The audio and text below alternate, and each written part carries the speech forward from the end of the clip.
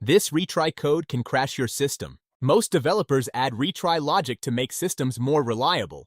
But badly implemented retries can actually take down production. Let me show you a common example. Imagine a service calling an external API. When the request fails, the code simply retries. It might look something like this. Try the request.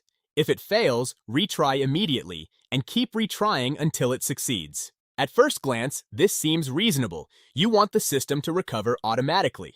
But now imagine this happening in production. Your service receives thousands of requests per minute. Suddenly, the external API becomes slow or temporarily unavailable.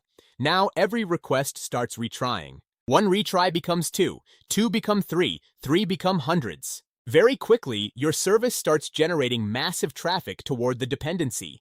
This creates something known as a retry storm. Instead of giving the system time to recover, retries multiply the load. The dependency becomes even slower. Timeouts increase, more requests fail, and every failure triggers more retries.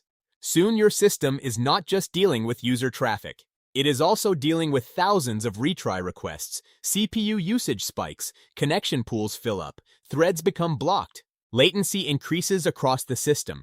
Eventually, the service becomes unstable. And the original problem was not a bug, it was retry logic. This is a very common failure pattern in distributed systems. Retries are helpful, but only when they are implemented correctly. The first rule is to limit the number of retries. Never retry indefinitely. Always define a maximum number of attempts. The second rule is exponential backoff. Instead of retrying immediately, increase the delay between attempts. For example, first retry after 100 milliseconds, second retry after 500 milliseconds, third retry after 2 seconds. This gives the dependency time to recover. The third rule is jitter. If thousands of clients retry at the exact same time, they create another spike. Adding random delay spreads requests out over time. Another important technique is circuit breakers.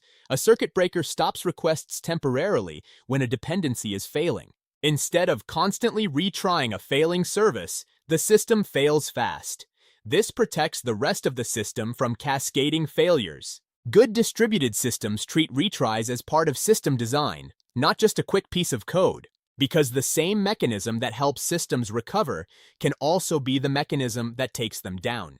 If you're building production systems, always review your retry logic. Limit retries, use exponential backoff, add jitter, and protect dependencies with circuit breakers. Small changes in retry behavior can be the difference between a resilient system and a production outage. Follow this channel for more insights about DevOps, system design, and production architecture.